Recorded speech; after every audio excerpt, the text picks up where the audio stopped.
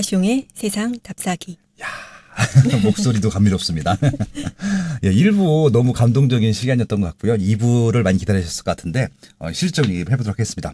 일단 다 제쳐두고 과천 어떻게 세팅하셨어요? 과천이요? 예, 예. 저희 예전에 국민임대는 네. 저희 국민임대에도 그 강남에 국민임대 들어가셨을 때는 네네. 국민임대에도 기간 추천이 있어요. 그 기간 추천을 이용했고 이번에는 장애인 특공을 이용했는데 네네. 조금 여러 가지 방법을 이용해서 조금 가점을 높였어요.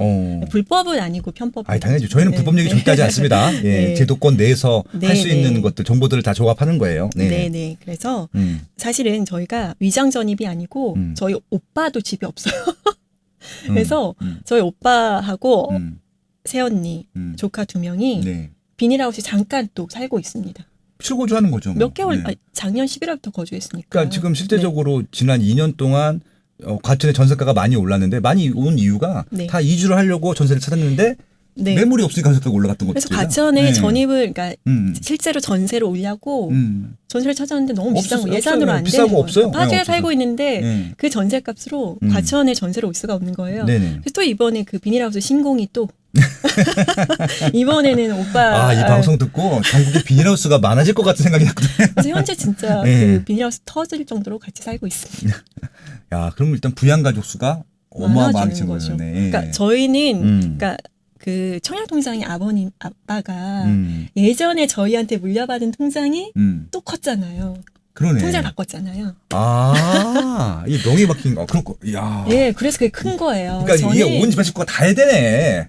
한 명, 그러니까 1인 1통장입니다. 10만 원씩. 그러니까, 제가 예. 노하우로 이따 말씀드릴게요. 네네. 그래서 저희가 그 통장으로 그냥 과천 당해에 예. 그 공공 분양을 하려. 왜냐면은 지금 이미 그 통장이 거의 2천만 원 가까이 컸기 때문에 그렇죠, 그렇죠. 예, 그 통장으로 일반 분양을 하려고 했는데 가만히 생각을 해보니까 장애인 특별공급을 쓰면 통장을 안 써요. 그렇죠. 아니 같이 살고 있어. 그래서 제가 이제 저는 부모님과 오빠의 내 집 마련에 너무나 심혈을 기울이고 있어. 항상 생각을 해요. 그래서 가만히 있어봐. 그러면은 제가 또 그 주민센터랑 구청에서 일했을 때 그렇죠. 장애인 특별공급을 거기서 받아요. 그래서 가점 체계를 잘 알고 있습니다. 그렇죠, 그렇죠. 가점을 매겨봤더니 가점이 너무 높은 거예요. 왜냐하면 가천 당에 15년 거주하셨죠. 그렇네요. 네. 세대원 수가 갑자기 많아졌어요. 그 장애 등급도 있으세요. 네네. 네, 너무 일을 많이 하셔가지고 관절이 나가셨어요. 아이고. 네, 그래서 장애인도 이제 제가 이제 받아들였었는데 꽤 오래되셨어요. 생각을 해보니까 일반 공급을 쓸 게 아니라 장애인 특별 공급을 써서 통장을 쓰지 않고 이걸 다시 저희가 받을 수 아니면은 뭐 저희 오빠가 또 받을 수도 있는 거예요. 그러네요. 직계율적이니까. 네. 이 청약통장의 종류가 여러 가지가 있는데 모든 것이 다 이렇게 직계 좀비 속간에 이게 승계가 되는 게 아니고요. 네. 2009년 이전에 만든 청약 통장이라는 게 있어요. 청약 저축. 저축, 그렇죠. 옛날에 저축이었죠. 예, 그것만 어떤 횟수에 상관없이 직계 좀비 속간에 승계가 가능합니다. 그렇죠. 네, 맞는 통장부터는 안 되고. 예. 그러니까 지금 제도를 충분히 활용하고 계시는 것들인데 이게 일반인들 모를 거 아니야. 모르죠. 어떻게. 모릅니다. 그게 있잖아요. 할머니가 자동이체 하는지도 모르고 장롱에 10만 원씩 20년 본 통장이 있을 수도 있어요. 할머니 통장을 한번 찾아보시기 바랍니다. 근데 부모님들도 모를 수 있어요. 네. 예, 그리고 맞아요. 이게 예. 뭐 여러 가지 뭐 그렇게까지는 안 하겠지만 사촌의 통장도 내가 가져올 수 있는 게 있죠. 예. 부모님대로 할머니대로 올라왔다 다시 부모님으로 내려오고 나에게 올 수도 있는 그런 여러 가지 그 어떤 법의 안에서 법의 테두리 안에서 네네. 할 수 있는 내 집 마련의 방법이 네. 있습니다. 깊게 들어가야 돼요. 그럼 일단 청약 제도를 제일 먼저 공부를 하겠네요. 청약 제도가 생각보다 굉장히 좀 디테일이 있어요. 그러니까 디테일이 너무 많아서 네, 우리가 알 수가 우리가 없어.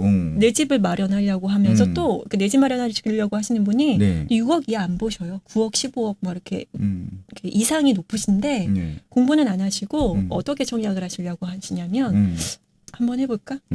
이렇게 접근을 하시는 거예요. 이거는 청약이라는 건 전략이어서 한번 해볼까가 아니라 난 반드시 이거를 내가 당첨이 될 수 있도록 전략을 짤 거야. 이렇게 접근하셔야 될까 말까입니다. 전략이 있었구나. 그러니까 그럼요. 제 주변 분들 대부분 너 가점 얼마냐? 몇 점? 그럼 그 작전 커트라인 넘게 저한테 맨날 그런 것만 물어봐요. 네. 네, 가점 물어보면서. 근데 저도 솔직히 그렇게 물어봤던 것 같아. 네. 너 가점 얼마인데? 그래서 야, 그거 좀 애매한데? 네. 그렇게 얘기했는데 그게 아니라 디테일한 전략이 있다는 얘기죠. 그래서 그렇죠. 살짝 가점이 낮다 하더라도 그렇죠. 당첨될 가능성이 있는 것들도 있고 심지어는 아까 말한 대로 통장을 안 쓸 수 있는 것들도 있고 그럼요. 좀 디테일하게 들어가야 되겠네요. 그럼요. 그러니까 부부가 통장이 같이 있는데 남편의 통장이 뭐 금액이 적고 네. 아내의 통장이 10만 원씩 부은 금액이 큰데 특별 공급에 아내의 통장을 쓰면 안 되는 거죠. 네네. 왜냐하면 특별 공급은 네네. 금액으로 보는 게 아니라 신혼부부 특공 같은 경우는 금액으로 보는 게 아니잖아요. 가점으로 하기 때문에 네네. 아내의 10만 원씩 부은 청약통장이 큰 통장이 있다면 네네. 이번에 신혼특공을 신랑 남편의 통장으로 들어가고 아내의 통장은 고이 모아놓았다가 10년 후에 쓰면 되는 거죠. 10년 후에도 내가 집이 있을 수도 있고 없을 수도 있는데 이제 공공분양이라는 거는 10만 원씩 얼마나 오래 부었느냐인데 무주택 3년 기간만 유지하면 됩니다. 무주택 3년. 예. 그리고 그 오해하시는 게 공공분양은 무조건 소득과 재산의 제한이 있다고 생각하시는데요. 그렇죠, 그렇죠. 아니요. 60제곱미터 이상이 되는 거는 소득과 재산의 제한이 없습니다. 그러니까 진짜요? 74하고 84는 소득과 재산의 제한이 없습니다. 그거 저도 몰랐네. 네. 저는 무조건 이게 월급, 그러니까 연봉 높은 사람들은 안 되는 건 줄 알았어요. 그러니까 안타까운 게 뭐냐면은 모든 사람들이 굉장히 얕게 청약을 파보다가 네. 이거 안 되네 하고 쓰레기집을 사는 거죠. 무주택보다 나쁜 게 쓰레기집. 안 올라 집이. 이거 네. 나 진짜 이거 진짜 100% 공감하는 것들이거든요. 그러니까 제가 요즘 강조하는 게 뭐예요? 모든 아파트가 안 올라요. 내리는 아파트나 유지되는 것들보다 오르는 아파트가 숫자가 적거든요. 그래서 그렇죠. 지금 말씀하시는 게 되게 중요한 게 뭐냐면은 수요가 없는 데들은 안 올라요. 네. 그냥 세금만 계속 내는 것들이고요. 그냥 국가가 좋은 일만 시키는 것들이에요. 그러니까 이렇게 규제가 나오고 내 친구가 청약으로 돈을 버니까 네. 집을 사게 되죠. 그게 이제 알아보지 않고 그냥 우리 동네에서 내가 늘 보던 곳에서 싱크대가 예뻐서 마음에 들어서 집을 계약을 하는 거죠. 이거 되게 재밌네요. 그러니까 결국은 온 집안 식구가 청약통장은 다 있어야 되고 1인 1통장입니다. 그리고 10만 원씩 보여야 돼요? 10만 원씩 모아야 됩니다. 왜냐하면 네. 투트랙 전략을 짜야 돼요. 민영 아파트를 청약을 할 수도 있고 차후에 공공 아파트를 청약을 할 수도 있어요. 그러니까 지금 주택종합 청축 같은 경우는 공공 아파트도 될 수 있어요. 그럼요. 만능이니까. 만능이니까. 민영도 예전 같은 경우는 청약 부금, 예금, 저축 이렇게 복잡하게 나눠져 있어서 청약 그 통장을 소유하고 있으신 분도 자기 통장의 정체성을 몰랐어요. 그래서 그쵸. 청약 부금, 뭐 예금 이런 걸로 공공 분양 하려고 넣었는데 이건 안 된대. 이렇게 됐어요. 그런 불편함을 해소하기 위해서 만능 통장이 나온 거죠. 2009년에 나왔는데 이게 이제는 민영도 할 수 있고 공공도 할 수 있잖아요. 레미안도 할 수 있고 LH도 할 수 있는 거예요. 네. 그런데 우리는 민영은 커트라인이 64, 68 이런 식으로 나오잖아요. 그쵸. 근데 공공 같은 경우는 2300, 2100 이런 식으로 나와요. 가점 체계가 완벽하게 다른 거예요. 그게 조금만 들여다봐도 다른 걸 알 수 있고 그리고 여기서 한 발만 더 나가면 공공 분양은 그 소득가 아니면 자산이 있어도 어느 일정 기준의 자산이 있어도 청약을 할 수 있구나. 60제곱미터 이상은 소득 자산에 제한이 전혀 없습니다. 그럼 아까 처음에 썼던 방법 있잖아요. 네 식구가 다 있어. 네. 4명 다 성인인데 네. 세대주는 지금 한 명인데 네. 지금 세대주가 아닌 사람이 더 조건이 좋아. 네. 세대주를 바꿔도 돼요? 그럼요. 청약은 누가 세대주로 청약을 하느냐에 따라서 가점이 다 달라요. 그러니까. 그러니까 유리한 쪽으로 하는 그게 거죠. 불법이 아니고 합법인 거예요? 그럼요. 세대주로만 변경하면 같은 세대 안에서 세대주를 변경하는 거 주민센터나 아니면 민원24에서 바로 변경 가능합니다. 그랬어요? 이렇게 쉬운 거였어? 그럼요. 네. 왜 그런 거 아무도 안 가르쳤어요? 그러니까 세대 분리를 한다거나 이런 것들은 이제 행정적으로 이제 그쵸. 좀 한 집에서 불가한 거지만 그 세대 안에 다 친구들이니까 통장, 그러니까 옵션을 여러 가지를 이용할 수 있다는 거잖아요. 그러니까 많은 분들이 실수하는 게 우리 가구의 한 통장, 네. 부부가 한 통장인데 그렇지 않다는 거죠. 내가 아내의 통장으로 민영 레미안이 당첨이 됐고 혹은 5년 후에 혹은 10년 후에 이거를 어떤 이유로든 매도를 하고 무주택이 될 수도 있잖아요. 그러면 그 이후에 청약통장을 잘했을 거 아니에요. 그렇죠, 그렇죠. 그러면은 유수한 입지에 예를 들면 뭐 기간이 오래됐다라고 하면 과천 지식정보타운 그리고 뭐 구룡마을 같은 경우 개포 앞에 구룡마을도 다 공공으로 안 돼, 진짜? 공공이나 임대나 나올 거잖아요. 그러니까 당연히 하나의 옵션, 굉장히 큰 보험이 될 수 있는 거예요. 내가 여러 채 집을 사고 팔고 해서 투자한 것보다 그 10만 원씩 부은 통장이 그 10만 원이 10만 원이 아닙니다. 그 10만 원이 1회가 사실 100만 원, 1000만 원의 가치가 있는 거일 수도 있어요. 그 예전에 이제 이제 청약 통장을 어렸을 때부터 가입을 할 수 있잖아요. 근데 이제 아주 어렸을 때부터 가입한 것들은 이게 좀 어떻게 보면 의미가 없죠. 없죠. 네, 그래서 만 17세 이상 그럼 만 17세면 18세니까 우리나라 나이 19세인데요. 고2. 네, 제가 항상 강조하는 게 우리가 사실 노후가 잘 안 돼 있잖아요. 네. 그래서 자녀한테 이상한 저쪽 그 안 오르는 집을 장가갈 때 주려고 하지 말고 17세부터 청약에 가입해서 그 2천만 원짜리 청약통장을 물려주면 그 어떤 안 오르는 집을 선물해 준 것보다 훨씬 더 큰 선물이 될 수 있습니다. 그건 이게 세대주가 아닌 상태에서도 카운팅 되는 거야?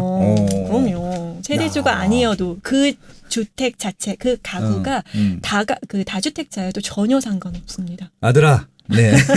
그래서 제가 정말 강조하는 게 저는 이미 제 아이가 태어나자마자 10만 원씩 청약통장을 들어줬는데 이유는 그러니까 제가 집에 대한 애착도 있을 뿐만 아니라 이 정책이라는 게 계속 변하잖아요. 지금은 만 17세이지만 언젠가 이 시장이 과열되거나 뭔가 차별화돼야 될 것이 생길 때는 17세라는 기간 제한을 없애버릴 수도 있잖아요. 그렇죠. 네. 그리고 또 선물도 주고 싶고. 네. 그래서 제가 태어나자마자 제일 먼저 한 게 아이의 청약통장을 만드는 일이었습니다. 갑자기 제가 아들이 되고 싶네. 네. 알겠습니다. 네. 그리고 또 궁금한 게 이건 좀 갑자기 생각이 났던 질문인데 그 이제 공공 이제 임대가 있고 공공 분양이 있어요. 그다음에 또 임대 후 분양이 있어요. 네, 여러 가지가 있습니다. 굉장히 많은 종류가 있고요. 그 공공에서 공급하는 아파트는 일단 첫 번째 큰 맥락으로 분양을 해주는 게 있어요. 분양, 예. 명의를 가져갈 수 있는 거죠. 그렇죠. 예. 그리고 임대를 해주는 게 있어요. 예, 분양과 임대가 나눠진다. 그게. 그래서 분양의 종류에는 어떤 게 있냐면 우리가 흔히 많이 알고 있는 공공 분양. 공공 분양 제일 좋아하죠, 막 싸다고. 예, 싸다고. 10년 공공 임대. 공공 임대. 5년 공공 임대도. 5년도 있고. 하남에 오늘 이제 기사가 나왔는데 하남에 그 미사에 부영 아파트가 있어요. 맞아요. 5년 공공 임대. 네, 그게 이제 5년이에요, 특이하게. 예전에 이제 다 10년 공공임대였는데, 되게 5년인데, 그 이제 분양 전환을 하는데, 3억 3천에. 84제곱미터, 3억 3천에. 하남인데? 미사예요. 미사 강변도시인데? 28단지 골든센트로가. 아니, 근데 보통 그러면은 현재 시세대로 분양을 하는 게 아니에요? 5년 공임은 좀 다릅니다. 그래서 옆 단지 28단지 골든센트로가 34평 기준으로 9억 5천이에요. 그러니까 10억 거의 다 됐을 텐데? 네. 그래서 3억 3천에 분양합니다. 그럼 이거 좀 형평성에 좀 안 맞는 거 아니에요, 이거 지금? 네, 그래서 기준이 다르고요. 그래서 큰 맥락으로 분양에는 공공 분양과 10년 공임, 5년 공임, 그리고 강남보금자리라든지 이런 데 많이 적용한 게 10년 분납. 10년 분납이라는 것도 있어요. 10년 동안 아파트 값을 이제 분할해서 납입하면서. 공공 너무 좋다. 분양가는 정해져 있어요. 3억대였어요. 그래요? 2014년에. 그럼 그 10년 그 임대 후 분양 같은 경우는 시세대로 다시 또 분양하는 거잖아요. 왜냐면 그러니까 70%는 그 분양가 이내에서 정해진 분양가 최초 분양 받을 당시에 최초 이제 임대할 당시에 이제 그 금액 3억 얼마로 이제 분납을 매달 이렇게 하다가요. 나머지 이제 30%는 그 시세, 그러니까 10년 공임 전환하듯이 시세의 뭐 80% 90%에 합니다. 그렇다 하더라도 싸지. 너무 싸죠. 너무 싸지. 10년 분납 뭐 이런 것도 있어요. 그러니까 토지 임대부도 있고요. 결국은 토지 임대부도 이제 등기를 넘겨주는 거잖아요. 그러니까 공공으로 시행하는 어떤 그 분양이 종류가 굉장히 여러 가지가 있습니다. 공부를 해야 되겠네, 청약 공부를. 근데 많은 사람들이 모르시는 분들이 공공 분양만 로또라고 생각하시는데 지금 우리 그 판교 10년 공임 전환이나 아니면 이번에 강남 보금자리 7단지 제일 입지가 좋은 곳이거든요. 수서 역세권이고 그 위례가천선 역세권이고 굉장히 좋은 곳인데 거기 인근지가 14억 15억이에요. 근데 걔가 그러니까 이미 입주한 지 한 5년이 됐는데 이제 빨리 분양을 하는 거예요. 10년인데 왜냐하면 판교같이 10년 동안 이제 하면 시세 너무 많이 올라가니까 너무 올라가니까 문제가 발생하는 거예요. 그래서 지금 10년 임대에 있는 뭐 여러 가지 택지지구들에 이미 미리 전환을 하는 거죠. 그러면 지금 살고 있는 임차인들한테 그렇죠. 거죠. 그래서 지금 거기를 8억대 정도에 결정이 됐어요. 그래서 8억 3천에 네. 분양 9억대다. 9억대 판교가 8억대고 판교가 8억 3천, 강남 보금자리 7블럭 제일 입지가 좋은 데가 9억대 이렇게 나왔습니다. 그러면은 얘가 지금 주변 인근지가 15억인데, 네. 이것도 로또죠. 이게 어떤 조건이었냐면 그때 다 분양이 임대가 안 돼서 추가 모집 공고를 했습니다. 그러니까요. 2012년도. 근데 그때 당시 조건이 뭐냐면은 보증금을 최대로 이제 증액했을 때 네네. 보증금이 1억 7천. 그리고 월 임대료가 47만 원. 1억 7천에 47만 원씩 5년을 냈는데 이게 지금 9억에 분양할 수 있는 자격을 주는 거죠. 그러니까 이게 진짜 이게 중요한 게 커트라인이 굉장히 낮았습니다. 그러니까 뭐 이거는 원래 공공 분양으로 할 예정에 있었던 단지였는데 정권이 좀 바뀌면서 공공 분양이 아니라 10년 공임으로 바뀌었어요. 네, 그래서 커트라인이 확 낮아진 거죠. 커트라인이 1000이 안 됐습니다. 1000이 안 됐다는 얘기는 한 7, 8년을 청약통장을 10만 원씩 꾸준히 부은 분들이 당첨이 됐다는 거예요. 참 요즘 뭐 어차피 이제 뭐 입맛을 다시는 분이 있으시겠지만, 그러니까 부동산 시장을 늘 공부해야 되는 것들이 이런 것들 같아요. 그렇죠. 기회가 앞으로 안 올 것 같죠. 또 와요. 그런데 앞으로도 예정되어 있는 공공 분양과 그리고 10년 공공 임대와 이런 이제 앞으로 분납 임대도 한다고 해요. 또 그쵸. 뭐 이런 거 토지 임대도 다시 이제 이야기가 나오고 있거든요. 이런 식으로 이제 기회가 무궁무진하게 있습니다. 그러니까 청약 쪽으로 깊게 파면은 생각보다 길이 많을 수 있을 것 같고, 맞습니다. 그리고 이제 많은 분들이 비싸다라고 하는데 비싼 돈을 주지 않고도 생각보다 저렴한 비용으로 할 수 있는 방법, 심지어는 분양을 지금 당장 안 받아도 되는 방법들도 이렇게 많네요. 그렇죠. 하남 교산이나 이런 데도 이제 선분양한다고 하잖아요. 그렇죠. 하남 교산도 너무 좋은 입지죠. 그래서 일단 분양을 받아놓고 3년 입주하는 뭐 4, 5년 동안 그 시세가 오르는 것을 세이브하는 거죠. 잡아놓는 거죠. 너무 행복한. 그리고 과천 제1대사회가 4구제곱미터가 4.5억, 4억 5천이었어요. 그리고 이게 서민실수요자라면은 2억 5천 정도를 손에 최종적으로 입주할 때까지 가지고 있으면 사실은 이게 10억 정도의 가치가 있는 아파트거든요. 네네. 그러네요. 근데 2억 3천으로 10억이 되는 자산을 만들 수 있는 거잖아요. 그래서 방법은 여러 가지가 있습니다. 아무튼 이 청약 진짜 깊이 공부할 가치가 있다는 걸 다시 한번 정리해드렸던 것 같고요.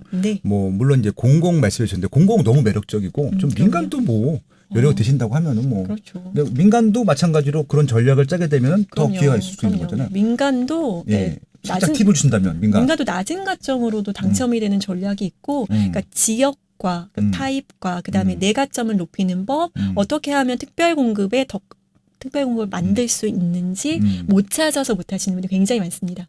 중소기업 특별공급, 뭐 유공자 특별공급, 장애인 특별공급, 기타 등등 다자녀라든지 여러 가지가 있는데 그런 것들을 못 찾아서 뭐 이주철거민이라든지 이런 것들이 분명히 해당이 되시는 분들이 있는데 그걸 못 찾아서 못 하시는 분들도 굉장히 많이 있고 가점을 분명히 높이실 수 있는 방법이 있는데 못 하시는 분들도 있을 거예요.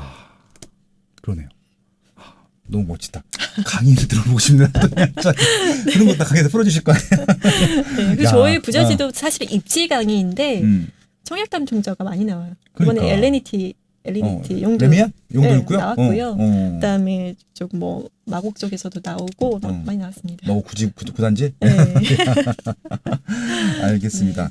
한 편 더 해야 될 것 같아. 아직.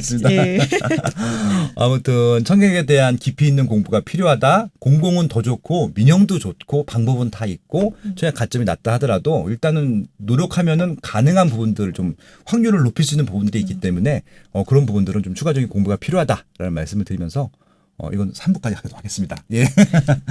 고맙습니다. 네.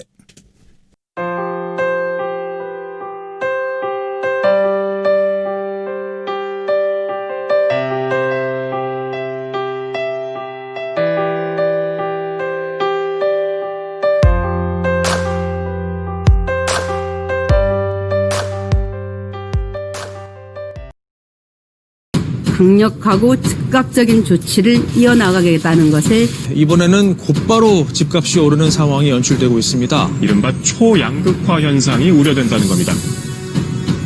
초강력 규제와 부동산의 양극화 시대, 사야 할 부동산은 더 명확해지고 있다.